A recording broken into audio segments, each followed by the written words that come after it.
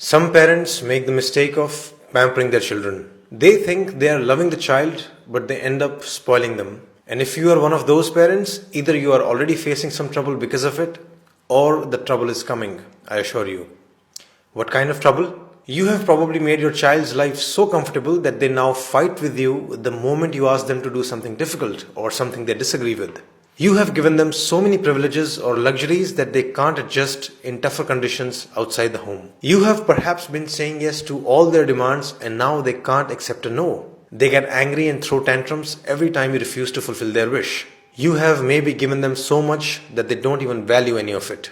In short, they are spoiled. Why do parents do it? There could be many reasons. You want them to have the life you never had. You don't have time to spend with them and thus you just shower them with toys, gifts and luxuries. Or maybe this is how you actually show your love. You don't know any better way. Or possibly you think your child will hate you if you say no to them and you want your child to love you, at least more than they love your spouse. Whatever the reason you might have for pampering your child, my recommendation to you is very simple.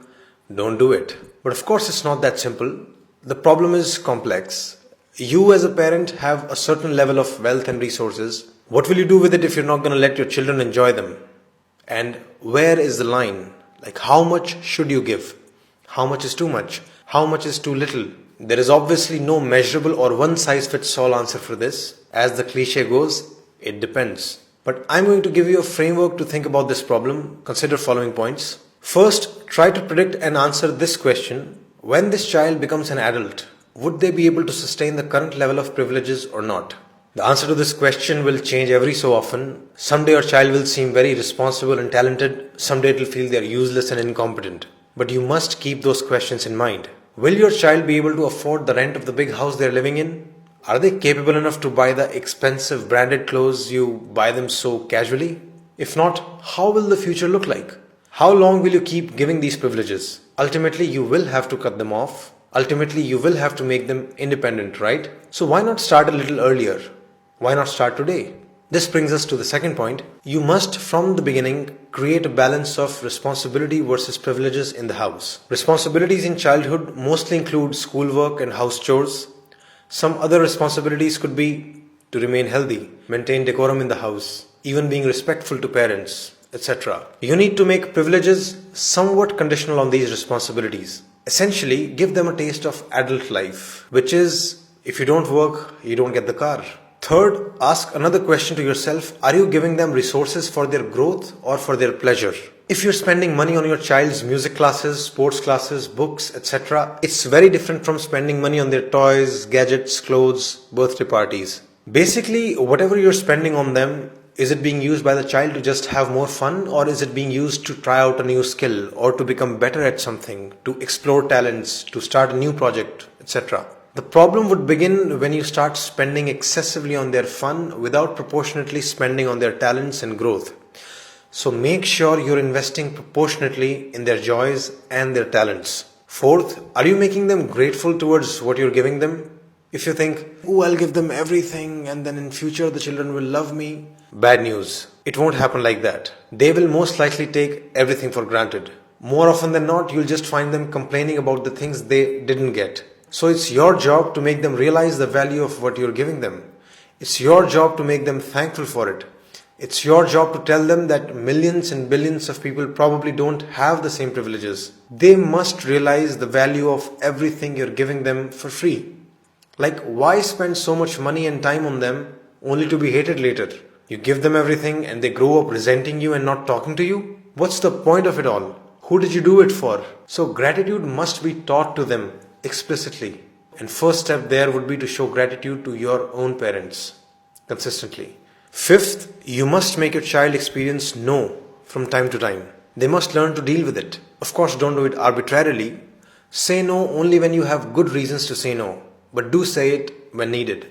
The main thing here is to learn to not be afraid of the child's anger or tantrums. In fact, if they show tantrums or anger, then you'll have to become even more strict in saying no. Your goal is to make sure that they accept your no with respect.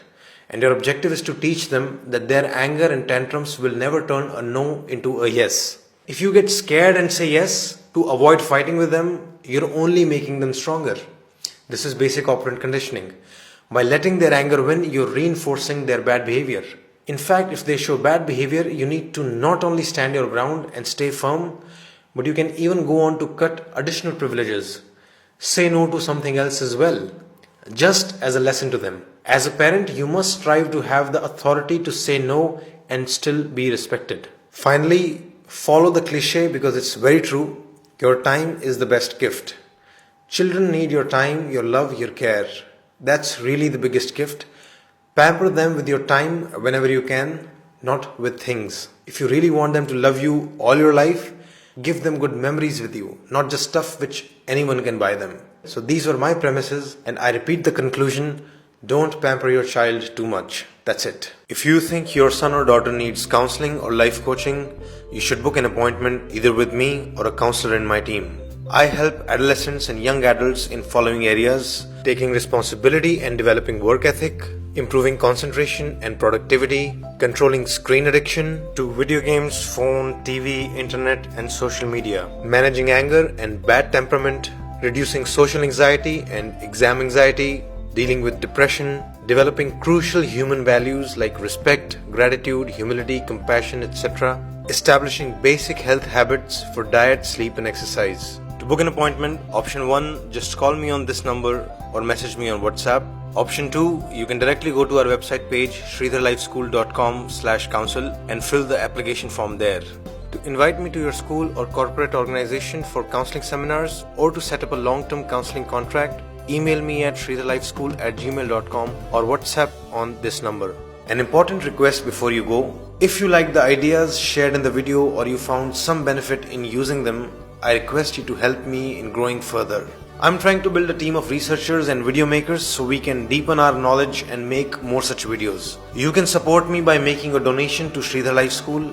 Go to sridharlifeschool.com/donate. If you're watching on YouTube, you can use the Paytm link shared in the description below. Any amount is welcome. Thanks a lot for all of your support thus far. I really am very grateful.